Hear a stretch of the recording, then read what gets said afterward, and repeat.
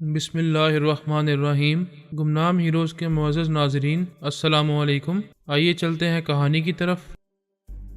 وہ تیزی میں ڈرائیو کرتا ہوا 50 کلومیٹر کے فاصلے پر جب اس جگہ پہنچا جہاں ہیلی کاپٹر کو اتار کر عدنان کو ایک گاڑی میں منتقل کیا گیا تھا، وہاں وہ میدانی علاقہ ویران تھا، نہ ہیلی کاپٹر تھا نہ عدنان تھا۔ وہ کالے منتروں کو جاپ کرتا ہوا سوئی کو دیکھنے لگا اور حیران ہونے لگا۔ اب وہ سوئی کوئی حرکت نہیں کر رہی تھی، یہ بتا نہیں پا رہی تھی کہ اس بچے کو کہاں لے جایا گیا ہے۔ تب وہ سمجھ گیا کہ ارناکوف اس کے طلسمی آلے کا توڑ کر رہی ہے۔ اس نے اپنے تمام اہلکاروں سے کہا، تم سب چاروں طرف کئی کلومیٹر تک جاؤ اور معلوم کرو کیا کسی بچے کو کسی چھوٹے بڑے شہر میں یا کسی چھوٹی سی بستی میں لایا گیا ہے۔ میں تم لوگوں کے دماغوں میں رہوں گا اور تم لوگوں کے ذریعے دوسرے لوگوں کے دماغوں میں پہنچ کر معلوم کرتا رہوں گا۔ وہ سب اپنی اپنی گاڑیوں میں بیٹھ کر مختلف سمتوں میں چلے گئے۔ ولادیمیر اپنی گاڑی میں بیٹھ کر ماسکو والے بنگلے میں آیا۔ وہاں ایک کمرے کی کھڑکیوں اور دروازے کو بند کرنے کے بعد ایک جگہ فرش پر بیٹھ گیا۔ طلسمی آلے کو سامنے رکھ کر کالے منتروں کا جاپ کرنے لگا۔ ارناکوف کے طلسمی توڑ کا توڑ کرنے لگا۔ سونیا کا طیارہ 3 گھنٹے بعد ماسکو پہنچنے والا تھا۔ وہ بو سونگ رہی تھی اور سمجھ رہی تھی کہ عدنان کو کسی ایک جگہ پہنچا دیا گیا ہے۔ اس کا طویل سفر ختم ہو چکا ہے، اب اسے کوئی کہیں نہیں لے جا رہا۔ اس کا مطلب یہی تھا کہ اسے جہاں بھی پہنچایا گیا ہے وہی دشمنوں کا خفیہ اڈا ہے۔ وہ ماسکو پہنچنے کے بعد اپنے پوتے کی بو سونگتی ہوئی اس کے پاس پہنچ سکتی تھی۔ ولادیمیر مسلسل کالے عمل میں مصروف تھا۔ وہ آدھے گھنٹے تک مختلف منتروں کا جاپ کرتا رہا اور اس آلے کی سوئی کو دیکھتا رہا۔ وہ اپنی جگہ تھی، ٹس سے مس نہیں ہو رہی تھی۔ اس کا مطلب یہ تھا کہ ارناکوف نے بہت ہی زبردست طریقے سے توڑ کیا تھا، اور جو وہ کالا عمل کر چکی تھی اب اس کا توڑ وہ نہیں کر سکتا تھا۔ وہ کالا عمل ایسا تھا کہ ان میں سے جو پہلے اپنے مقصد کے لیے مخصوص منتر پڑھتا رہتا اور اپنی مطلوبہ شے کے چاروں طرف حصار باندھ دیتا، پھر دوسرا منتر پڑھنے والا اس کا توڑ نہیں کر سکتا تھا، اور اس کے ساتھ بھی یہی ہو رہا تھا۔ ارنا نے ان مخصوص منتروں کے ذریعے ولادیمیر کے کالے عمل کو ناکارہ بنا دیا تھا۔ اب وہ طلسمی آلے کے ذریعے یا کسی دوسرے ذریعے سے اس بچے کا سراغ نہیں لگا سکتا تھا۔ اس نے جھنجھلا کر خیال خانے کی پرواز کی، پھر اپنے سوتیلے بیمار بھائی کے دماغ میں پہنچا۔ اس سے بولا، تیری ماں کہاں ہے؟ اسے بلا، وہ چڑیل کی بچی مجھ سے دشمنی کر کے اپنی موت کو دعوت دے رہی ہے۔ اونوپکوف نے پریشان ہو کر اپنی ماں کو آواز دی، ماما تم کہاں ہو؟ جلدی آؤ، یہ سوتیلا پھر میرے دماغ میں آیا ہوا ہے۔ وہ ایک کمرے میں کھڑکی دروازے بند کیے بیٹھی ہوئی تھی اور کالے عمل میں مصروف تھی۔ بیٹے کی آواز دینے پر خیال خانی کے ذریعے اس کے اندر آئی، پھر بولی، کیا بات ہے ولادیمیر؟ کیا تم میری شرط ماننے کو تیار ہو؟ کیا مجھے اپنے دماغ میں آنے دو گے؟ یو شٹ اپ، تو خارج زدہ کتیا سے بھی بدتر ہے۔ میں تو تجھ سے بات بھی نہیں کرنا چاہتا، لیکن تو مجھے مجبور کر رہی ہے۔ وہ مسکرا کر بولی، اچھا سمجھ گئی، تم عدنان تک پہنچنے میں ناکام ہو رہے ہو، تمہارا وہ طلسمی آلہ ناکارہ ہو چکا ہے، یہی بات ہے نا؟ پوچھتی کیا ہو؟ کیا تم میرے خلاف کالا عمل نہیں کر رہی ہو؟ کیا تم نے میرے طلسمی آلے کا توڑ نہیں کیا ہے؟ اگر نہ کرتی تو کیا تمہیں اس بچے تک پہنچنے کا موقع دیتی؟ کیا تم نے مجھے ایک نادان بچی سمجھ رکھا ہے؟ تم نادان نہیں ہو، لیکن اس وقت نادانی کر رہی ہو۔ یہ سمجھتی ہو کہ اس بچے کی زندگی سے موت میرے قریب آتی جائے گی، میں زوال پذیر رہوں گا، مجھے کبھی عروج حاصل نہیں ہوگا اور میں ذلتیں اٹھا کر اس دنیا سے جاؤں گا۔ یہی ہوگا، میرے پراسرار علوم بتا رہے ہیں کہ تمہارا انجام یہی ہونا چاہیے۔ بکواس مت کرو، کیا تمہارے پورے اسرار علوم یہ نہیں بتاتے کہ ہمارے پورے خاندان پر نحوست طاری رہے گی؟ جب تک وہ بچہ زندہ رہے گا تب تک تم اور تمہارے بچوں پر بھی مصائب نازل ہوتے رہیں گے۔ میں یہ سب کچھ معلوم کر چکی ہوں۔ جو مصیبتیں آئیں گی ان مصیبتوں کو ہم حوصلے اور ذہانت سے ٹال سکیں گے، لیکن ہمارے نصیب میں تمہاری طرح ذلتیں نہیں ہیں۔ ہم زندہ رہیں گے اور رفتہ رفتہ عروج حاصل کرتے رہیں گے۔ کیا یہ بات تمہارے لیے تشویشناک نہیں ہے کہ وہ بچہ تمہارے لیے طرح طرح کے مسائل پیدا کرتا رہے گا؟ انسان کی زندگی مسائل کی ماجگاہ ہے، ایک مسئلہ ختم ہو نہیں پاتا کہ دوسرے 10 مسئلے پیدا ہو جاتے ہیں۔ انسان حوصلے اور ذہانت سے ان مسائل کا حل تلاش کر لیتا ہے اور کامیاب بھی ہوتا ہے، اس لیے تو اپنی طبعی عمر تک اس دنیا میں زندگی گزار کر جاتا ہے۔ اس کا مطلب ہے کہ تم مجھ سے دشمنی جاری رکھو گی، تم اپنے پراسرار علوم کے ذریعے کبھی مجھے نقصان نہ پہنچا سکیں۔ آج پہلی بار اتنا بڑا نقصان پہنچا رہی ہو اور اس بچے کو مسلسل خوف بنا کر میرے دماغ پر مسلط کرنا چاہتی ہو۔ ہمارے تمہارے اور سب کے لیے موت لازمی ہے، ایک دن تو سبھی کو مرنا ہی ہے۔ بچے سے کیوں خوفزدہ ہو؟ مجھ سے اسے حاصل کرنے کی کوشش کرتے رہو، جب تھک جاؤ ہار جاؤ تو سمجھ لینا کہ میں خون اشام چڑیل ہوں، اس بچے کو اپنے شکنجے میں رکھ کر روز تمہارا خون پی رہی ہوں۔ میں پہلے ہی جانتا تھا کہ تم دشمنی سے باز نہیں آؤ گی، اس لیے میں تمہارے اس بیٹے کے خلاف کالا عمل کرتا رہا ہوں۔ جس طرح میں تمہارے کالے عمل کا توڑ نہیں کر سکتا، اسی طرح تم بھی میرے اس کالے عمل کا توڑ نہیں کر سکو گی، اپنے بیٹے کو کبھی نہیں بچا سکو گی۔ میں تمہیں 1 گھنٹے کی مہلت دے رہا ہوں، اچھی طرح سوچ لو۔ اگر مجھے عدنان تک پہنچا دو گی تو میں تمہارے بیٹے کو زندہ چھوڑ دوں گا، ورنہ اس پہلی بازی میں تم اپنے بیٹے کی زندگی ہار جاؤ گی۔ میں جانتی ہوں تم مجھے 1 گھنٹے کی مہلت کیوں دے رہے ہو۔ تم ماسکو پہنچ چکے ہو اور اس بچے کو یہاں تلاش کرتے پھر رہے ہو۔ تلاش کرو، بھٹکتے رہو، 1 گھنٹے کے بعد مایوس ہو کر پھر آؤ گے اور میرے بچے کو نقصان پہنچانا چاہو گے۔ میں دیکھوں گی کہ میں اپنے جگر کے ٹکڑے کو بچانے کے لیے کیا کر سکتی ہوں۔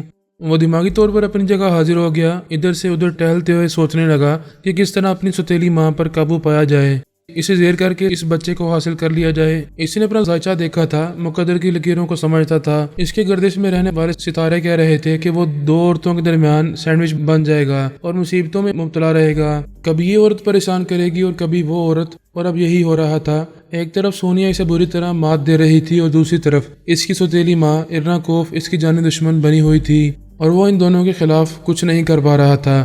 کچھ تو کرنا ہی تھا۔ وہ سوتیلی ماں کے زیر اثر نہیں رہ سکتا تھا۔ اس وقت ذہن میں یہی بات سمائی ہوئی تھی کہ اب اس کے بیمار بیٹے انوپ کو ہلاک کر دینا چاہیے، اسے پریشانیوں میں مبتلا کرنا چاہیے۔ ایک ماں اپنے بیٹے سے محروم ہو کر نیم پاگل ہو جائے گی یا کچھ اب نارمل ہو جائے گی تو اپنے کالے عمل سے غافل رہے گی، تو پھر وہ اس کے کالے منتروں کا توڑ کر سکے گا۔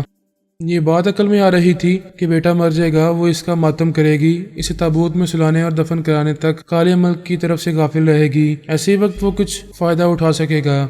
یہ تو یقینی بات تھی کہ بیٹے کی موت سے ماں کا کلیجہ پھٹ جائے گا۔ وہ خواہ کتنا ہی برداشت کرے، ماتم تو ضرور کرے گی، اس کی تدفین تک مصروف رہے گی، کسی اور طرف دھیان نہیں دے سکے گی۔ پھر ایک سوال پیدا ہوا، اگر وہ کالے عمل کی طرف دھیان نہیں دے سکے گی تو کیا اس کی بیٹی تاشا اور اس کا وہ حمایتی اوازون اس کی جگہ بیٹھ کر کالے عمل کو جاری رکھیں گے؟ وہ اوازون اگر ان کی طرح پراسرار علوم جانتا ہے تو پھر وہ ارناکوف کے کالے عمل کو جاری رکھ سکے گا، اور اگر نہیں جانتا ہے تو اس کی بیٹی تاشا تو ضرور جانتی ہے۔ لیکن اتنا بڑا کالا عمل کرنا بچوں کا کھیل نہیں ہوتا۔ وہ علوم جاننے کے باوجود اتنا سخت عمل نہیں کر سکتی تھی کیونکہ ابھی وہ 14 برس کی تھی، بچپن سے ایک قدم آگے جوانی کی دہلیز پر کھڑی ہوئی تھی۔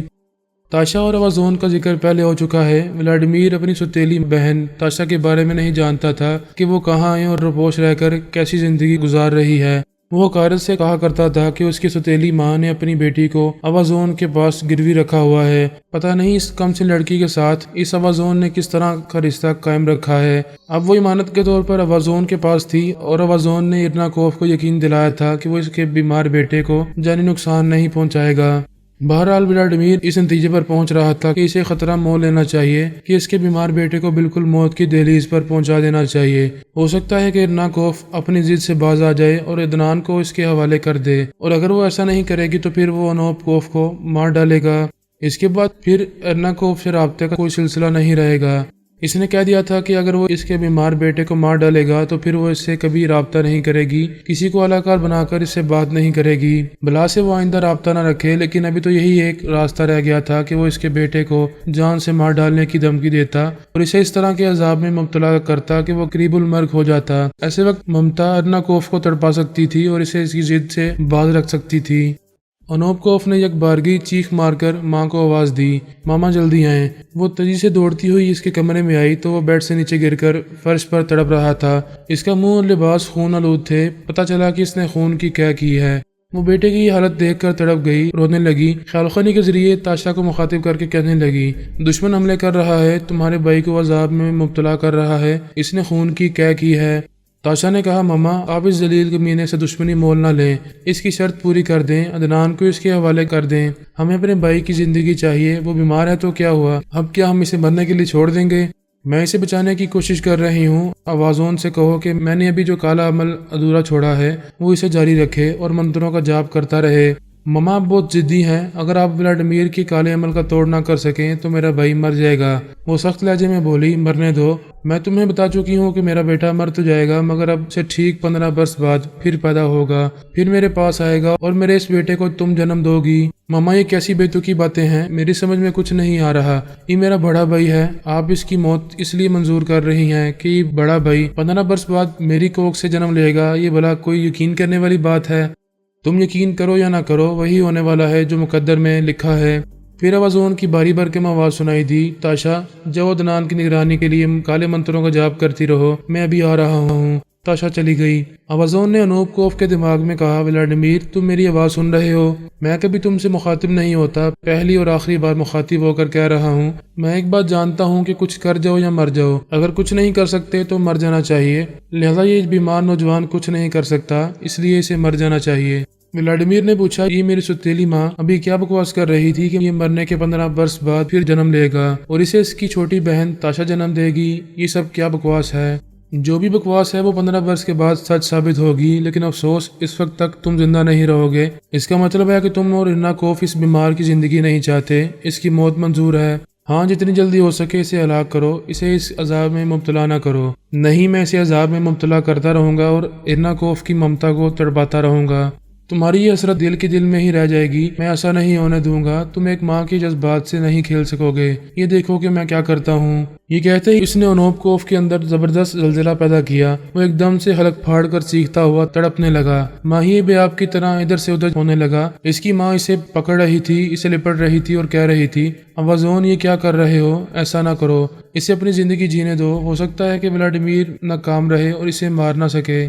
نہیں، یہ اپنی ضد سے باز نہیں آئے گا، یہ سوتیلا ہے اور اپنے سوتیلے بھائی کو ضرور مارے گا، لیکن بہت تڑپا کر، اور یہ میں نہیں جاتا۔ یہ کہتے اس نے دوسری بار زلزلہ پیدا کیا۔ اس کے نتیجے میں انوپکوف چیخنے کے قابل بھی نہ رہا، وہ پہلے ہی ادموا ہو چکا تھا۔ دوسرے زلزلے کے نتیجے میں وہ دوسری سانس نہ لے سکا اور اچانک ہی بے دم ہو گیا۔ اس کے دیدے پھیل گئے، گردن ایک طرف ڈھلک گئی۔ اس کے ساتھ ہی ولادیمیر کی سوچ کی لہریں واپس آ گئیں۔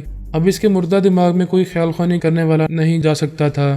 وہ پھر ایک بہت بڑی بازی آ چکا تھا۔ اسے اپنے سوتیلے بھائی کو عذاب میں مبتلا نہیں کرنا چاہیے تھا۔ اس کے ذریعے سوتیلوں سے رابطہ رہتا تھا، اب اس کے بعد رابطہ ختم ہو چکا تھا۔ ارناکوف اور اس کی بیٹی کبھی اس سے کسی طرح کا کوئی تعلق رکھنے والی نہیں تھی، اس طرح اسے کبھی یہ معلوم نہیں ہو سکتا تھا کہ وہ دونوں کیا کرتی پھر رہی ہیں۔ اب وہ مکمل تاریکی میں تھا اور اس تاریکی میں یہ نہیں دیکھ سکتا تھا کہ عدنان کو کہاں چھپایا گیا ہے۔ چنڈال اپنے بدترین حالات سے گزر رہا تھا۔ اس وقت اسپتال میں انتہائی نگہداشت والے کمرے میں ایک بیڈ پر پڑا ہوا تھا۔ اس وقت وہ سیٹھ ہریش چندر کی حیثیت سے تھا۔ اس کے چھوٹے بیٹے رمیش چندر نے ایک پیتل کے گلدان سے اس کے سر پر اتنی زوردار ضرب لگائی تھی کہ سر پھٹ گیا تھا۔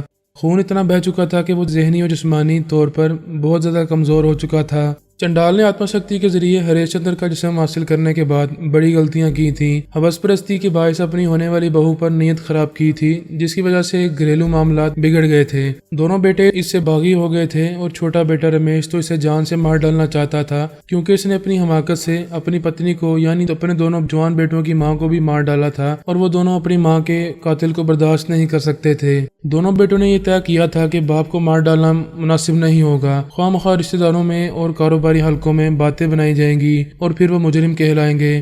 مہیش نے اپنے چھوٹے بھائی رمیش سے کہا، ہم پتا جی کو بالکل ہی ناکارہ بنا کر رکھیں گے، وہ کاروبار سنبھالنے کے قابل نہیں رہیں گے۔ ہم دونوں بھائی ان کے تمام کاروبار پر، دولت و جائیداد پر قبضہ جما لیں گے اور انہیں کوڑی کوڑی کا محتاج بنا کر رکھیں گے، انہیں اس طرح اپاہج بنا دیں گے کہ وہ ہمارے خلاف کچھ بھی نہیں کر پائیں گے۔ رمیش نے کہا، میں نے یہ سب معاملات طے کر لیے ہیں، پاگل خانے کے ڈاکٹر سے بات کر لی ہے، وہ دوسرے ڈاکٹرز کو بھی میری سازش میں شریک کرے گا۔ میں انہیں بھاری رشوتیں دے رہا ہوں، وہ لوگ ہمارے پتا جی کو پاگل بنا کر رکھیں گے، کبھی اس پاگل خانے سے باہر نہیں آنے دیں گے۔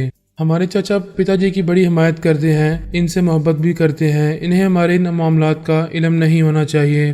چاچو کو خبر نہیں ہوگی کہ میں کیا کر رہا ہوں۔ جس اسپتال میں پتا جی کو قید رکھا گیا ہے، اسی اسپتال کے ڈاکٹر یہ سختی سے تاکید کریں گے کہ پتا جی کو پاگل خانے میں زیر علاج رکھا جائے۔ کیا تم اس اسپتال کے ڈاکٹرز کو بھی خرید رہے ہو؟ نہیں، میرے ڈاکٹر دوست نے مجھے ایک دوا دی ہے، میں اس دوا کے صرف 1 یا 2 قطرے پتا جی کے کھانے کی 1-2 چیزوں میں ٹپکا دوں گا تو پھر وہ اپنا ذہنی توازن قائم نہیں رکھ سکیں گے، الٹی سیدھی حرکتیں کرتے رہیں گے، جس کی وجہ سے اسپتال کے ڈاکٹرز مجبور ہو کر انہیں پاگل خانے میں داخل کرنے کا مشورہ دیں گے۔ وہ چنڈال کے خلاف سازش کر رہے تھے۔ ایسے وقت ٹونی جے اس کی حفاظت کر سکتا تھا، وہ اس کا معمول اور تابعدار تھا، لیکن اب وہ بھی اس سے بدظن ہو گیا تھا۔ اس نے چنڈال کے کمزور دماغ میں رہ کر اس کے چور خیالات پڑھے تھے اور اسے اپنی پوری ہسٹری معلوم ہو گئی تھی کہ اس کا اصل نام ٹونی جے ہے، وہ امریکی ہے اور اسے جبراً ترمیمی عمل کے ذریعے مہادیو بھاٹیا بنا دیا گیا ہے۔ یہ حقیقت معلوم ہوتے ہی اسے چنڈال پر غصہ آ رہا تھا کہ اس نے اس کا نام اور اس کی شخصیت تبدیل کر دی۔ اس کی قومیت بھی بدل دی، حتیٰ کہ اس کا مذہب بھی بدل دیا۔ وہ عیسائی تھا، اسے ہندو بنا دیا، اس پر یہ کہ وہ اپنی بیوی ہیلنا کو دل و جان سے چاہتا تھا۔ چنڈال نے اس کی بیوی کو بھی ایک حادثے کے ذریعے مار ڈالا تھا۔ اب ٹونی جے نے قسم کھائی تھی کہ وہ بھی اسے تڑپا تڑپا کے مارے گا، اسے زندہ رکھے گا، لیکن اس کی زندگی کو موت سے بدتر بنا دے گا۔ چنڈال 2 دنوں تک نیم بے ہوشی کی حالت میں رہا۔ جب کبھی ہوش آتا تھا تو ٹونی جے کو یاد کرتا تھا، سوچ کے ذریعے پکارتا تھا، تم کہاں ہو؟ میرے پاس آؤ، مجھے دماغی توانائی دو، میرے لیے کچھ کرو، مجھے اس عذاب سے نکالو۔ لیکن اسے ٹونی جے کی آواز سنائی نہیں دیتی تھی۔ اس کی سمجھ میں نہیں آ رہا تھا کہ وہ کہاں گم ہو گیا ہے اور اس کے دماغ میں کیوں نہیں آ رہا۔ وہ اس کے اندر موجود رہتا تھا، اس کی بے بسی اور مجبوری کو دیکھتا رہتا تھا۔ ابھی اسے وہ مخاطب کرنا چاہتا تھا اور نہ ہی یہ بتانا چاہتا تھا کہ وہ اپنی حقیقت معلوم کر چکا ہے اور اس کی کمینگی اور ضلالت سے پوری طرح واقف ہو چکا ہے۔ تیسرے دن ڈاکٹر اس کا معائنہ کرنے کے لیے آیا تو اس نے اس ڈاکٹر کو گالی دے دی۔ نرس کو آنکھ ماری اور اسے اپنے پاس بلایا۔ اسے کہنے لگا، میری جان، میں بہت کمزور ہو گیا ہوں، اٹھ نہیں سکتا، تمہارے پاس نہیں آ سکتا، تم میرے پاس آ جاؤ۔ ڈاکٹر سے سمجھا رہا تھا، نرس سہم کر دور ہو گئی تھی۔ وہ اٹھنے کی کوشش کرنے لگا، ایک وارڈ بوائے نے اسے پکڑ لیا۔ وہ نرس کے بارے میں بےہودہ باتیں کر رہا تھا۔ ڈاکٹر نے ڈانٹ کر کہا، خاموش ہو جاؤ ورنہ تمہیں اس اسپتال سے نکال دیا جائے گا۔ رمیش نے اسے اس روز دوا کی پہلی خوراک دی تھی۔ اس کے دودھ کے گلاس میں صرف 2 قطرے ٹپکائے تھے، جس کے نتیجے میں اس کی کھوپڑی گھوم گئی تھی۔ اس کا ذہن اپنے قابو میں نہیں رہا تھا۔ رمیش نے کمرے میں آ کر پوچھا، کیا بات ہے ڈاکٹر؟ ڈاکٹر نے کہا، آپ کے فادر بہت ہی پرابلم پیدا کر رہے ہیں۔ ہم نے پہلے ہی کہا تھا کہ خون بہت بہہ چکا ہے اور دماغ کمزور ہو چکا ہے۔ اب کمزوری ظاہر ہو رہی ہے، یہ ذہنی مریض بن چکے ہیں۔ ہم کل تک انہیں آبزرویشن میں رکھیں گے۔ اگر ان کی یہی حالت رہی تو انہیں مینٹل اسپتال میں داخل کرنا ہوگا۔ بڑا بیٹا مہیش بھی وہاں آ گیا۔ ڈاکٹر غصہ دکھا کر نرس کے ساتھ چلا گیا۔ مہیش نے پوچھا، کیا بات ہے؟ چنڈال نے رمیش کی طرف اشارہ کرتے ہوئے کہا، تم اسے کیا پوچھتے ہو؟ یہ تو میرا دشمن ہے۔ اس نے میرے سر پر چوٹ لگائی تھی، میرا دماغ گھوم رہا ہے، مجھے یہاں سے گھر لے چلو۔ مہیش نے کہا، جب تک ڈاکٹرز کی اجازت نہیں ہوگی اس وقت تک ہم آپ کو کہیں نہیں لے جا سکتے۔ رمیش نے کہا، ڈاکٹر نے کہا ہے کہ اگر یہ اپنے دماغ کو قابو میں نہیں رکھیں گے تو انہیں مینٹل اسپتال بھیج دیا جائے گا۔ چنڈال نے کہا، نہیں، میں نہیں جاؤں گا، میں کسی پاگل خانے میں نہیں رہوں گا۔ رمیش نے کہا، تمہارے جیسے باپ کو تو نرک میں جا کر رہنا چاہیے، یہ تو پھر بھی غنیمت ہے کہ تمہیں پاگل خانے میں رکھا جائے گا۔ ہم یہاں آ کر کبھی تمہاری خیریت معلوم کر لیں گے۔ وہ چیخنے چلانے لگا، انہیں چیلنج کرنے لگا کہ اس کی دماغی توانائی بحال ہوتے ہی وہ ان سب کو نرک میں پہنچا دے گا، ایک ایک سے انتقام لے گا، کسی کو زندہ نہیں چھوڑے گا۔ بڑے بیٹے مہیش نے کہا، اس لیے تو ہم تمہیں اس قابل ہی نہیں چھوڑیں گے کہ تم ہم سے انتقام لے سکو۔ تمہیں شرم سے ڈوب مرنا چاہیے۔ میری ہونے والی بیوی پر تم نے نیت خراب کی، پھر تم نے ماتا جی کو مار ڈالا۔ تمہارے جیسے باپ کو تو تمام برادری کے سامنے جوتے مار مار کر مار ڈالنا چاہیے۔ وہ دونوں غصہ دکھا کر چلے گئے۔ وہ بڑی دیر تک اندر ہی اندر غصے سے کھولتا رہا۔ کسی کا کچھ نہیں بگاڑ سکتا تھا۔ وہ کمزوری کے باعث بستر سے اٹھ نہیں سکتا تھا۔ کچھ دیر وہیں پڑا رہا اور سوچتا رہا کہ اس کے ساتھ کیا ہو رہا ہے۔ وہ کیوں قابو سے باہر ہو گیا؟ اس نے کیوں نرس کے بارے میں گندی گندی باتیں کی اور ڈاکٹر کو گالیاں دیں؟ اس کی سمجھ میں نہیں آ رہا تھا کہ اس کے ساتھ کیا ہو رہا ہے۔ ایسے وقت اس نے پھر ٹونی جے کو آواز دی، کہاں ہو؟ کہاں مر گئے ہو؟ میرے پاس کیوں نہیں آتے؟ اس برے وقت میں کیا تم نے میرا ساتھ چھوڑ دیا ہے؟ وہ ہر طرح سے بے یار و مددگار ہو گیا تھا، نہ تو خیال خانی کر سکتا تھا اور نہ ہی ذہن اس قابل رہا تھا کہ کوئی تدبیر سوچ سکتا۔ دوسری صبح وہ اٹھ کر بیٹھنے کے قابل ہو گیا تھا، لیکن اسے جسم سے زیادہ ذہنی توانائی کی ضرورت تھی۔ وہ بھگوان سے پرارتھنا کر رہا تھا کہ کسی طرح ذہنی توانائی بحال ہو جائے اور وہ خیال خوانی کرنے کے قابل ہو جائے۔ پتہ نہیں وہ کتنے عرصے کے لیے ٹیلی پیتھی کے ہتھیار سے محروم ہو گیا تھا۔ پھر یہ کہ ذہن اس قدر کمزور تھا کہ اسے منتر یاد نہیں رہے تھے کہ منتروں کے جاب سے ہی اپنے اندر توانائی پیدا کرتا۔ اور ایسے ہی وقت اس کا معمول اور تابعدار ٹونی جے کہیں چلا گیا تھا یا اسے نظر انداز کر رہا تھا۔ اس کے بارے میں کچھ معلوم نہیں ہو پا رہا تھا کہ وہ کہاں گیا ہے اور اس کے ساتھ ایسا سلوک کیوں کر رہا ہے، اسے کیوں بے یار و مددگار چھوڑ رہا ہے۔ ان حالات میں یہ اندیشہ بھی تھا کہ کہیں میں اس کے دماغ میں نہ پہنچ جاؤں، کسی طرح یہ بید نہ کھل جائے کہ وہ ٹیلی پیتھی جاننے والا چنڈال ہے۔ اگر بھارتی کابرین کو کسی طرح معلوم ہو جاتا کہ یوگا جانے والے 6 آرمی افسران کا قاتل چنڈال جوگیا ایک سیٹھ ہریش چندر کے اندر چھپا ہوا ہے تو وہ اسے الٹا لٹکا کر اتنی پٹائی کرتے اور اتنا تشدد کرتے کہ وہ مر جانا چاہے گا، موت کی بھیک مانگے گا، مگر اسے موت نہیں ملے گی۔ وہ دوسرے دن شام تک چلنے پھرنے کے قابل ہو گیا تھا، لیکن پھر اس کا دماغ الٹ گیا۔ رمیش نے پھر اس کے کھانے میں دعا کے 2 قطرے ٹپکائے تھے۔ وہ کھانا کھانے کے بعد اس نے پھر اس نرس کو دیکھ کر آنکھ ماری، اسے اپنے پاس بلایا۔ وہ سہم کر کمرے سے باہر چلی گئی، دروازے پر جا کر بولی، کیا پھر تمہارا دماغ خراب ہو رہا ہے؟ اس نے کہا میری جان میرے پاس آؤ، میری گود میں بیٹھو، میں تمہیں اپنے ہاتھوں سے کھلاؤں گا اور تم اپنے حسن کے دسترخوان سے مجھے کھلاتی رہو گی۔ نرس نے وارڈ بوائے سے کہا تم اس پاگل کے بچے کو سنبھالو، میں ڈاکٹر کو رپورٹ دے رہی ہوں۔ اس نے ڈاکٹر کے پاس جا کر کہا وہ مریض پھر پاگلوں جیسی حرکتیں کر رہا ہے، مجھے دیکھ کر بےہودہ باتیں کر رہا ہے۔ وہاں 2 ڈاکٹرز اور بیٹھے ہوئے تھے۔ ان تینوں نے فیصلہ کیا کہ جسم سے زیادہ خون بہہ جانے اور گہری چوٹ کی وجہ سے اس کا دماغ کمزور ہو گیا ہے اور وہ تقریباً اپنا ذہنی توازن کھو چکا ہے، لہذا اسے پاگل خانے ٹرانسفر کر دینا چاہیے۔